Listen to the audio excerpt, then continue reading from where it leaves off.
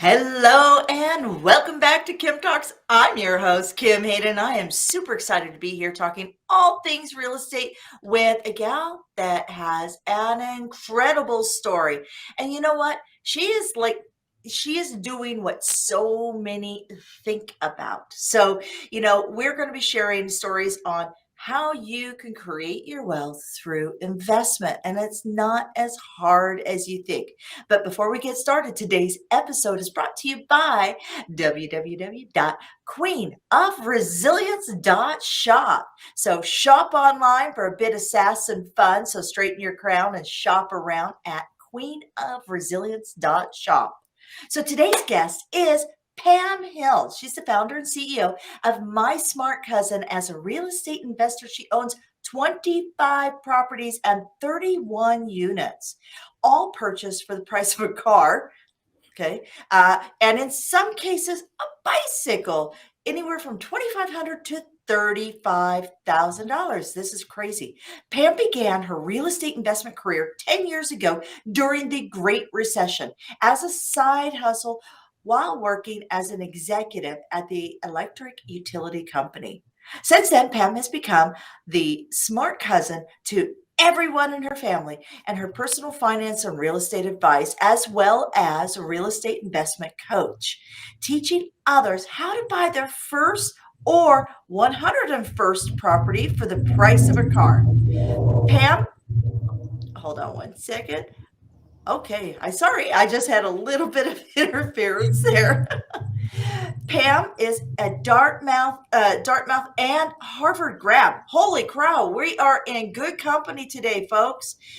Coaches her clients in English, Spanish, Mandarin, Chinese, when required, and as a graduate of the Johns Hopkins Chinese Studies program in Nanjing, I think I said that right, China. I obviously don't speak Mandarin or Chinese. So, you know what? I am absolutely honored and blown away. And I believe the information we're going to get today will be mind blowing.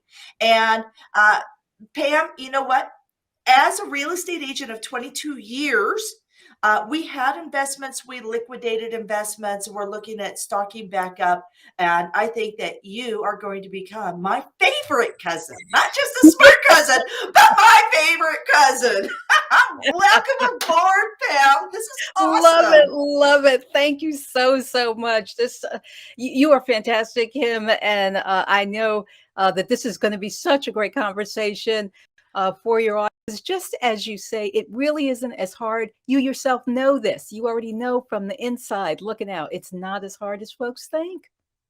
Absolutely. Okay, so Pam, we're going to dive into the nitty gritty because obviously, if you're this smart, must have been born wealthy and in a privileged neighborhood, and everything's been given to you, and you just wanted to go out and see how cheap you could buy stuff, right? I'm sure that's the story here, right? No, Not at that's not the all. story. I was not Okay, fed from the silver spoon at all. So well, I take us grew down up. this journey because people want to know. Absolutely. I grew up probably like most folks with a working class, but hardworking set of parents. And I got a chance to see how important real estate was from a young age because it's the thing that my parents aspired to own their very own home. And as I got older, I watched some of the neighbors actually with some regret. I watched how the children didn't always hold on to the real estate as parents moved on. And that seed was planted early on of how important it is to make sure that we not just acquire real estate, but probably this is something you teach as well, how important it is to have the mindset where you can continue to hold on to that wealth and build that wealth. And how I got started with My Smart Cousin is that I became through watching what happened in my neighborhood, I became that cousin that would always reach out to family, ask them, so remember that 401k investment you told me you were going to make last year at the family reunion? How's that coming?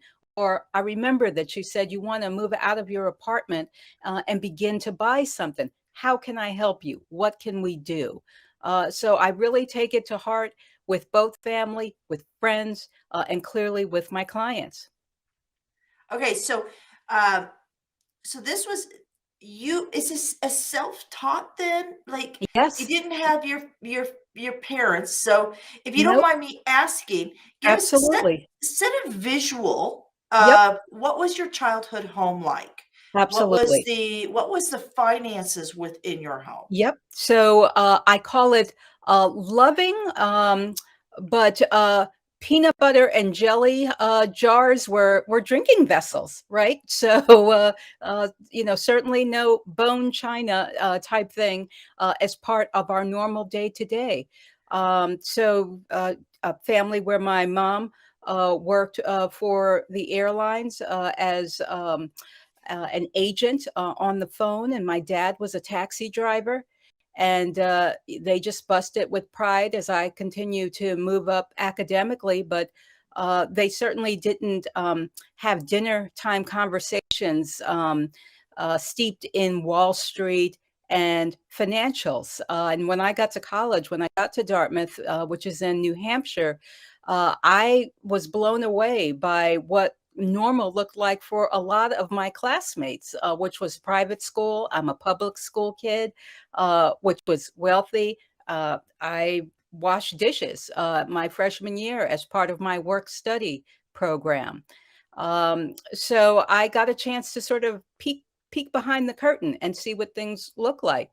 And I think you can't ignore the fact either that Dartmouth certainly reaches out to develop its minorities, but the year I was there, of our class of our freshman class had about 1,060 or so kids that were admitted and attended, and of that, about 57 were Black. So that was new for me too, being in such a dramatic minority, and all of that really motivated me to make sure that if I had this privileged position as someone who both had higher education and learned how to really navigate, let's face it, navigate in a world that was heavily privileged, that it was my obligation to also bring the community with me, teach them and others who are not part of my direct um, clan, if you will, through the family, but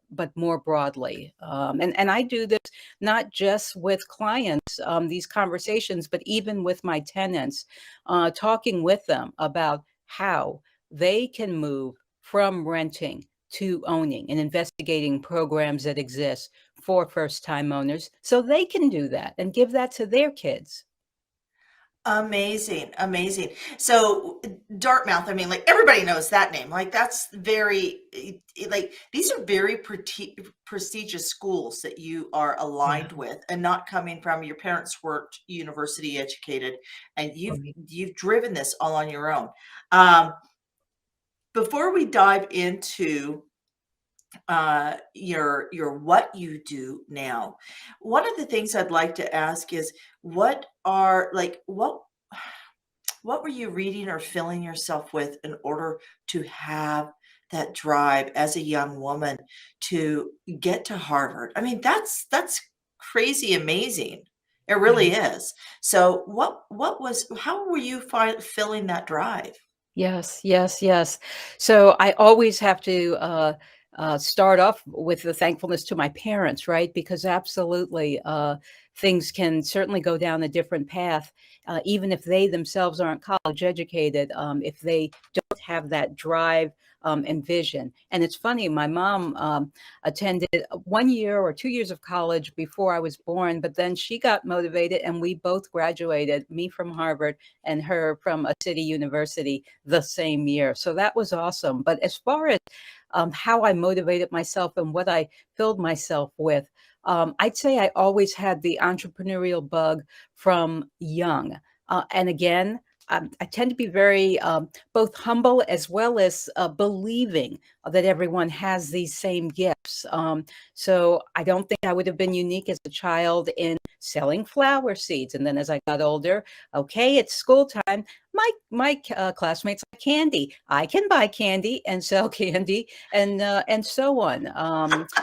Straight through college and out of college. So I always look for opportunities to be an investor and not just someone who worked. I can remember two books when I was very young, The Millionaire Next Door, and of course, Rich Dad, Poor Dad, which most everyone knows. And when you're reading these books in your 20s or 30s, it's monumental. And so I made up my mind then and there that I would be that millionaire next door. And I certainly would follow the principles in Rich Dad, Poor Dad to build up real estate. Amazing, amazing. So, that perfect segue into what you do. So share with us, we alluded to the fact that you're buying, properties for the price of a good bicycle, a mountain bike. I mean, I know the people who have spent $2,500 on a mountain bike. So Absolutely. so Absolutely. share with us, my smart cousin, how you got started, which is obviously very organic, but you also had to put a business practice around it. And as an Absolutely. entrepreneur, when you build something from the ground, it's not easy. So share with me that, Yes. what you do. Absolutely. So how I got started in real estate as an investor, as opposed to as a home buyer, was about 10 years ago when my husband, we were dating at the time, but when he was looking for his first house here in the US, and he lived in Delaware, one part of Delaware, I lived in another. And so I went with him to look at houses, just kind of tagging along for fun, and we were blown away by how cheap houses were. I would have never ever guessed that a house could be bought for less than six figures. So we saw houses not just five figures like 90,000, but straight on down to 20,000. And once I saw it, I couldn't unsee it. So there were homes in probably the kind of neighborhoods I grew up in, working class neighborhoods, majority Black, but also majority hardworking folks. And these homes were $25,000 and, just good, solid family houses. And there were many people who were renting in these neighborhoods, but some were owning. So I decided then and there that I was going to start to buy these kinds of homes and control at least two of the things that you can control for a tenant, because there's really three things I tell my tenants that they should look for and consider. One is the neighborhood, two is the house, three is the landlord. So I can certainly control being a great landlord and giving them a great house.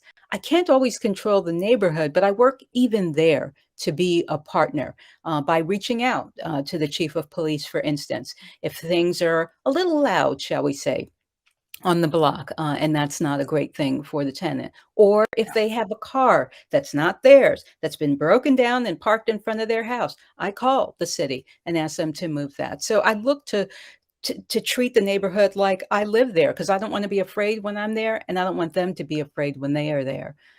So that's how I started, was tagging along, seeing my husband, and then looking at house after house after house. Some of them I bought through auctions and was able to buy several at once. For instance, about 3 years ago, I bought four houses, each for $7,000 in a county auction. Two were great, two were duds. And so I learned from that as well. The two that were great, I had them rented out in a matter of months.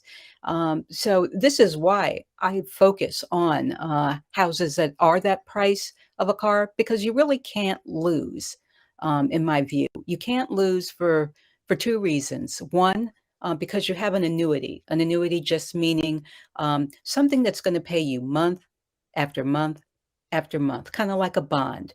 And what will pay you month after month is a house that you fix up and rent out. You are never going to be without a family who needs it. So that's one way you can't lose. The second way you can't lose is by buying it so low.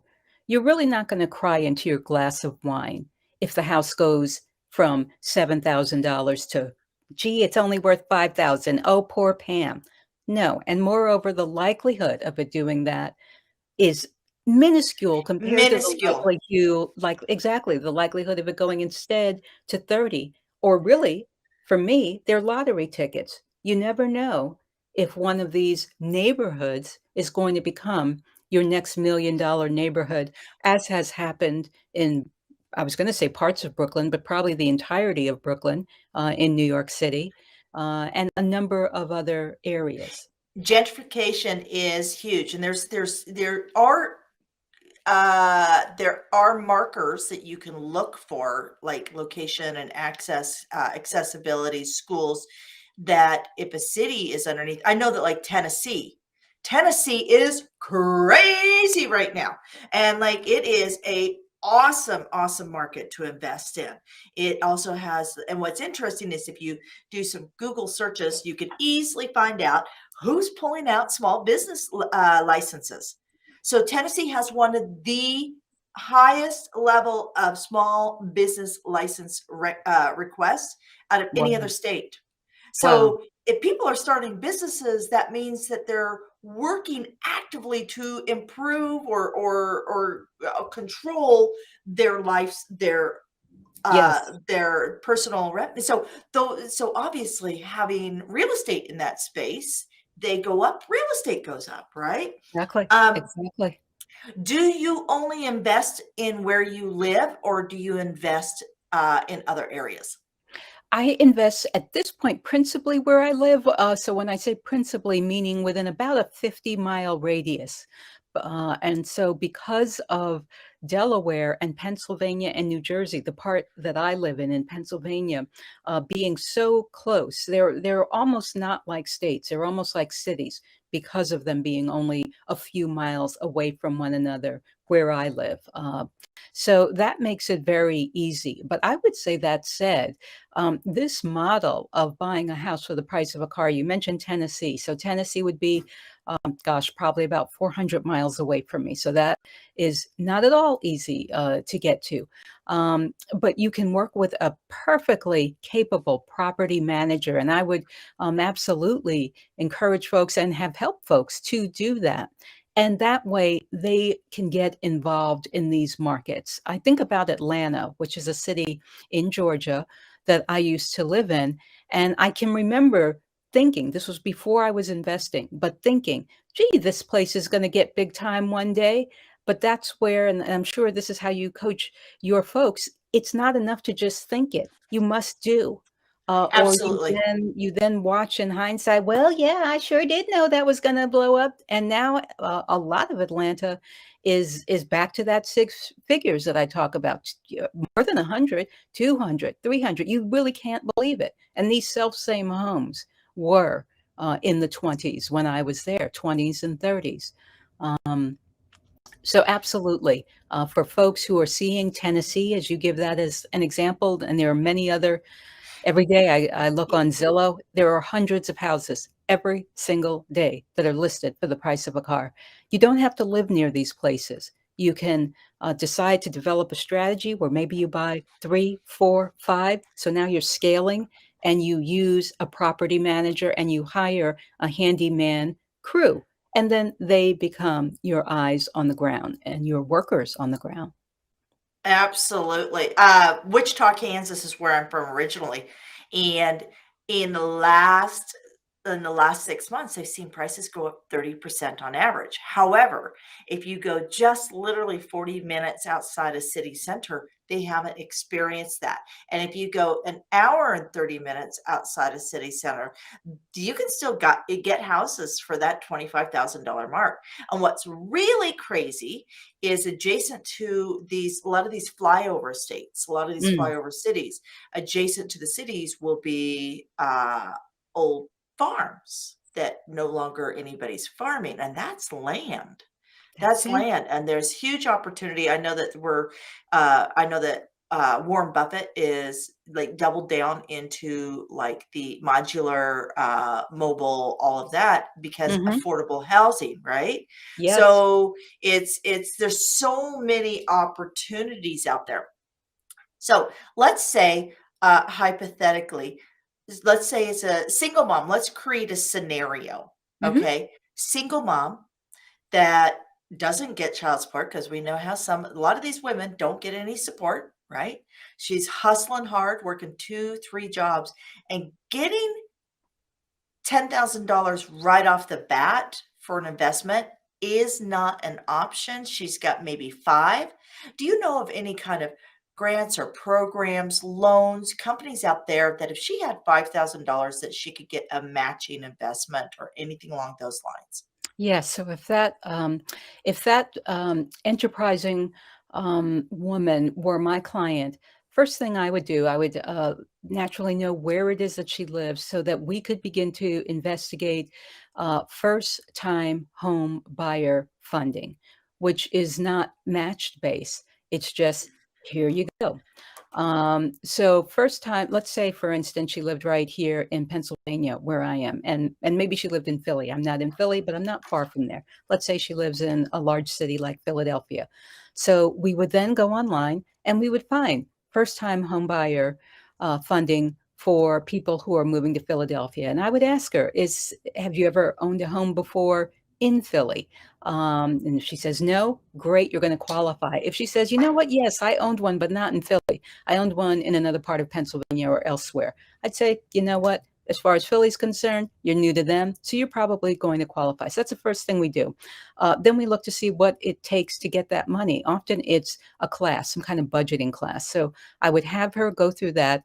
And once she passes that, which is not terribly difficult, that's going to be about $4,000 or $5,000 that's in her pocket that can be used towards down payment and closing costs. So that's the first thing. Second thing I would do, if she is receiving any kind of assistance, let's say she's receiving a housing choice voucher, which is a Section 8 kind of voucher, I would work with her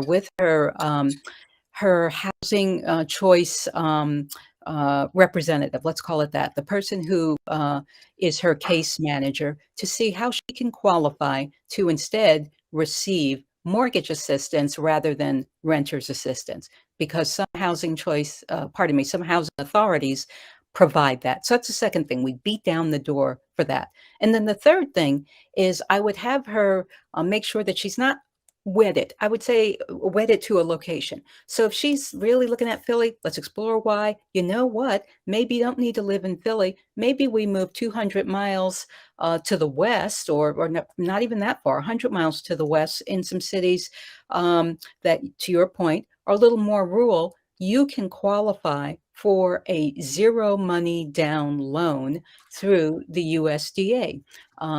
If your economic circumstances are quite harsh, and if they're not as harsh as that, then USDA and others have other programs. So that's the 1, 2, 3 punch that I would do for her.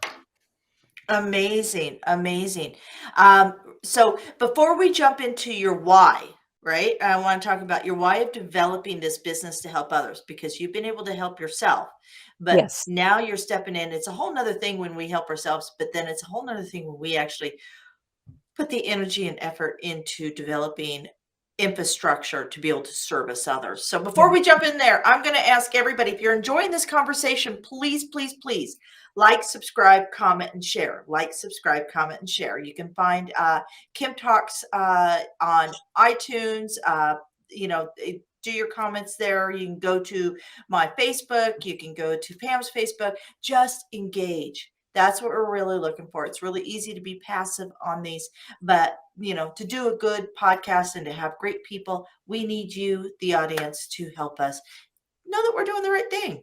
Give us some feedback. Awesome. So Pam, let's jump into, okay, you're making your money on your house. That's great. No problem. You've Mhm. got your education. You can do this. You don't even need, I'm Yeah. guessing you're making enough Yep. personal income. You don't need the hassle of trying to build a coaching program. And I'm Yes, just it's going to let true. everybody know the platforms are somewhat intuitive. So if we have, I don't know which platform you're using, there's like Kajabi, Thinkific, Udemy, Yep. there's all these different platforms out there.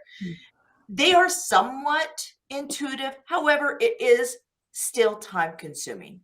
It is Yes, still, that is true. you could be on a beach, Pam. You could be on a beach having a margarita, enjoying the revenue from your investments.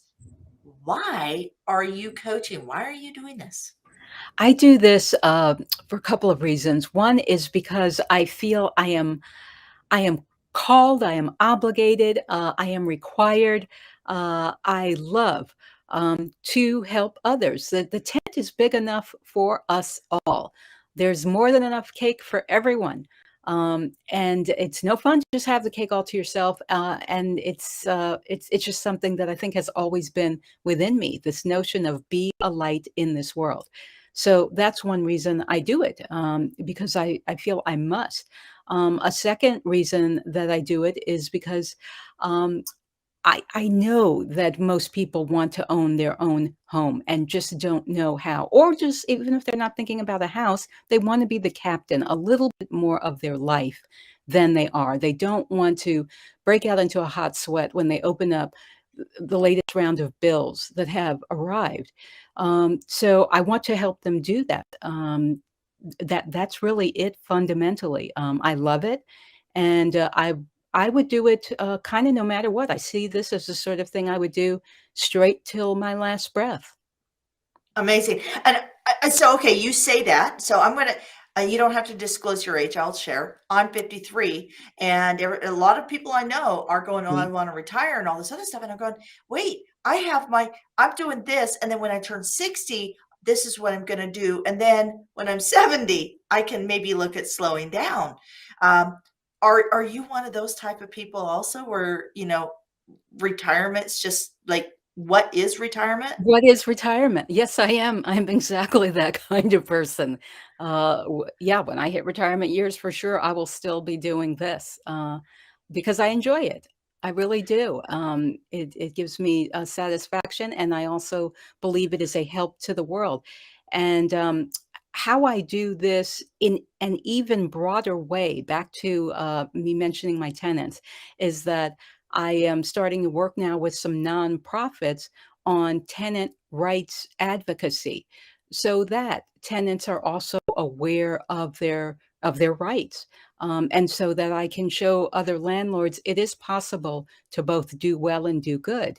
So yeah, that's just a So part of the structure. in the States, I Hmm. understand that there is a program Yep. that you can set up to where when people pay their rent on time, it can Hmm. actually go towards rebuilding their credit.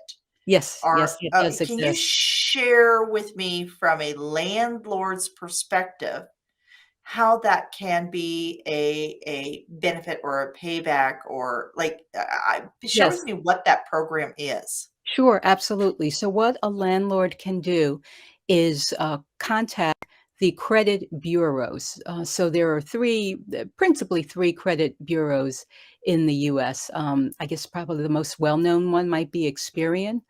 A TransUnion tends to also be another well-known one. So a landlord can contact any of these credit bureaus and report that their tenant is making payments on time. They can do that each month, or they can do it at the end of, let's say, a lease period.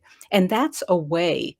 And they can also submit. What they would do specifically with that is they would provide how much the rent was, whether the payment was made on time, and any other issues or positives associated with that.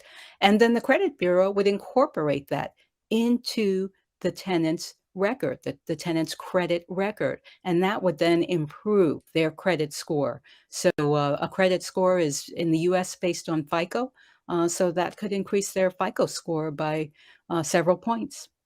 Amazing, amazing. As soon as I heard that, I'm going, what an amazing thing for a landlord to be able to do to help. Because the number one cause of financial turbulence or bankruptcy in the United States is medical. And Yeah. people don't have control over that.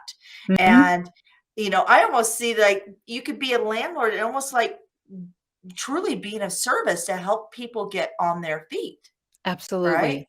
Absolutely. Amazing. And What I are think that it helps the landlord as well. I think even the words that we use, landlord, tenant, those are the words. But ultimately, we are in a customer service business. And so, in the same way that if it was, I don't know, a university or a restaurant, and they would think how they can go above and beyond for their customer so that that customer returns or refers others, I think that's likewise how a landlord should approach it. So if they're wondering, oh, why should I take time out of my day to do this? And isn't this just going to make the tenant ultimately leave me? I like them when they're vulnerable.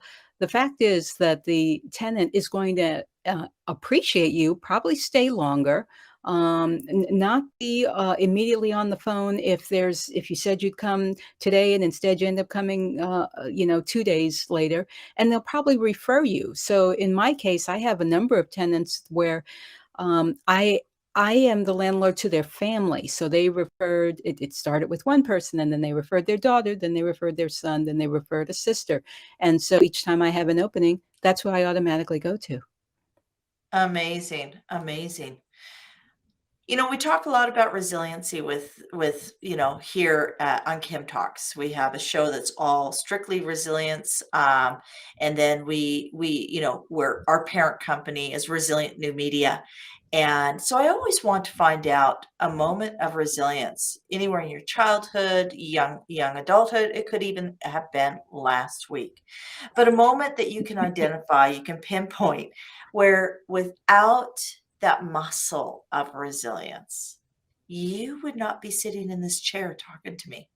Absolutely, absolutely. So many moments of resilience. I'd say, you know, at, I can think about when I was 8 years old. My mom was instrumental in having me bust out of the neighborhood to a better school district. So for the parents who are out there, where they do that, or some other form of advocacy for their child, for them to remind their child, this is a resilient moment for you. And it was a resilient moment for me because I was leaving all my school friends to go to a different school district. And yet I persevered and knew that there was something better ahead. Now, fast forwarding into adulthood, resilience would be as I moved from one job to another, each time wondering, would I be able to take on this new role, especially if I had zero experience in it or felt I didn't have, in some way, I wasn't enough. The resilience to persevere and continue on, and to believe that you have what it takes, even if you are doubting yourself in that moment. Absolutely, absolutely. And actually, you just touched on something that is rampant in women entrepreneurs is that imposter syndrome. Should I be doing this? Am I really qualified for this? And I think that, identifying that that's a component of resilience is really key. That it's you can do it. We talk a lot in around women entrepreneurs in the United States actually account for less than 3% of traditional bank loans when starting their business. And if you're a woman of visible minority, it's less than 1%. Yeah, And that is my personal quest. Get more women on the stage and get more women asking for that money because you are yes, worth it. And absolutely.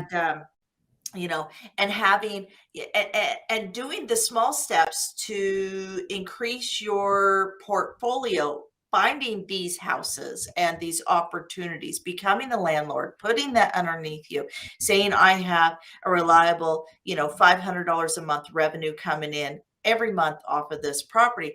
These are ways to help women be able to even put together a financial statement when they go in for a bank loan. Right? Absolutely. So, Absolutely. just because you're purchasing property, this does not mean you are out just washing the windows and repairing the No, siding. no, It is one bucket. that's So right. it's one bucket. And then Pam, you've got your coaching as another bucket. That's right. What's your third bucket? Because I know creative women always have three things on the go. Am I Okay, right? absolutely.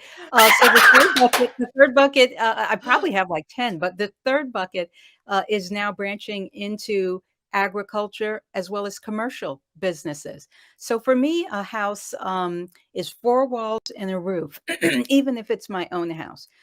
So my husband and I are now the proud owners of a small farm.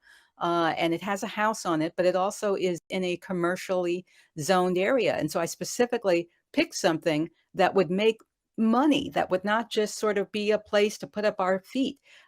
So that third thing that I have is self-storage, as well as small agriculture. And again, I encourage folks who, you mentioned flyover country. You can buy a plot of land, even a small piece, for probably $1,000 in some of these places, and USDA is quite generous with helping you to start a very small, call it 1,000 square foot farm. So that's the sort of thing I'm doing, is starting to explore other areas. Oh gosh. You know what? It's going to be so exciting to learn and follow you, and I would love to see you actually speaking not only at real estate conferences but at women entrepreneurial conferences. I think that Thank you so you much. you are a wealth of knowledge. So around this time, I'm always asking, what is a book? Now, you mentioned two books earlier, and you also have an ebook online. What's the name of your Yes. ebook, Pam? The name of my ebook is How to Buy a House for the Price of a Car. So Awesome. So that's the says it all. specifics. That's right, the specifics for how to do that. Oh, that's awesome. So, and that's on Amazon, or is That that is on your on my website? website. That's on my On your website. website. So if you go to And mysmartcousin.com. awesome, awesome. Um, so from there, you mentioned two other books. Is there any other book like today that you're enjoying as a, so we talk a lot with women over 40 who are Mhm. now building their wealth. So women between, and actually just so the ladies know out there, Mm. there's a lot of studies going on around women between the ages of 50 and 60, and that these are actually some of our most viable wealth building years. So if you're How hitting your fantastic is 50s, isn't that? that awesome? Isn't that Yes. awesome? The landscape is changing. So if you've hit your 50s and you're sitting here going, really? You know, this is it? No, it's not. There's so much more. So much So more of life. what's a book that as a woman over 40 that you say, this is really a good book. It speaks to me. Yes.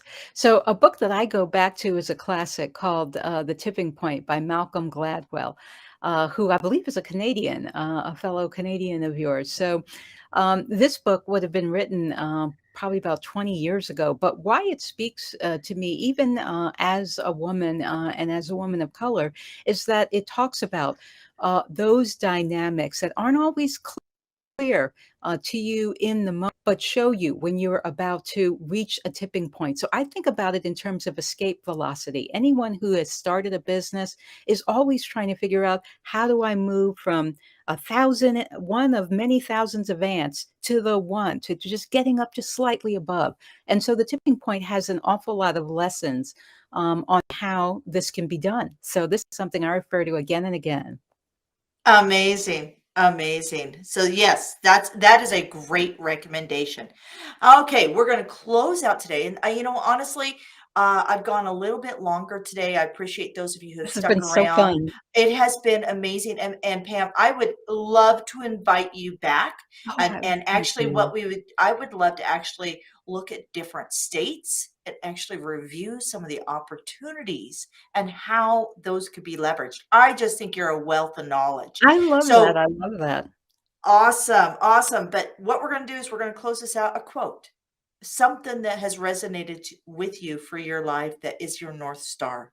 Absolutely, absolutely. So I'm a big fan of two people, Oprah Winfrey, as well as Nelson Mandela. So one of the things that Oprah Winfrey has said is that it always looks impossible until it's done.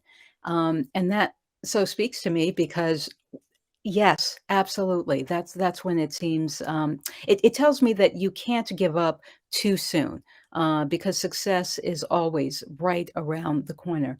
And then Nelson Mandela, he has quoted a proverb that you can go fast if you go alone, but you go much Go. farther if you go together. Exactly, I exactly, love that. That's one of my favorite proverbs. And absolutely. that is the collaboration piece. And that's You where got it.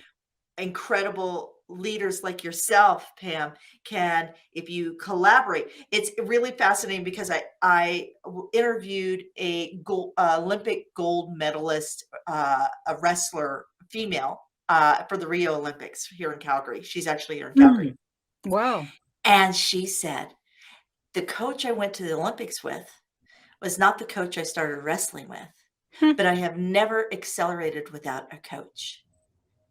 And when she was at the Olympics, her coach was smaller than her, and she put him on her shoulders, I swear, with the Canadian flag on her shoulders, holding the little stuffed plushy thing that they had at the Rio Olympics, and lapped the auditorium Love it. with her coach on her shoulders. So all I'm going to say, ladies, gentlemen, anybody who's listening, coach up if you want to accelerate up. And if you want to go fast, go alone. But as we know in the story of the hare and the tortoise, fast is not always the best. But if you want to go far, go together. So again, Pam, I appreciate you. Can you share with us where we can find you, your social medias, your emails, share everything, because I am absolutely certain people will want to reach out. Thank you so, so much, and really enjoyed this. This was just so engaging. It's always fantastic when I get to talk to a fellow motivated female entrepreneur.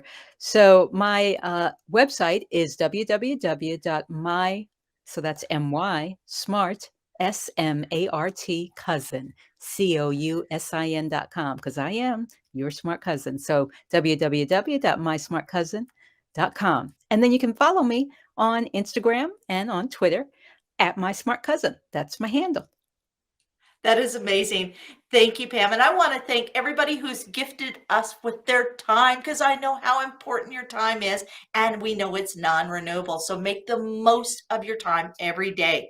Next time you're feeling your resiliency is lagging a little, or you just need that boost or that community because you want to go far, be sure to listen and lean into our resilient community. You can join us at resilientgift.com and get your free membership. This gives you our monthly magazines that will showcase different podcasts, different guests, different women of inspiration, insight, and business, and really just lean into our community. But if you have a story of resilience or really great business and you're ready to get that story out there, DM me at Resilient Series on Instagram, and I would love to hear what you have to say. So we are celebrating and showcasing female founders, coaches, entrepreneurs, authors, speakers, and those who aspire to be any and all of the above. Until next time, I'm Kim Hayden, your host here at Kim Talks All Things Real Estate. And until next time, be good to yourself.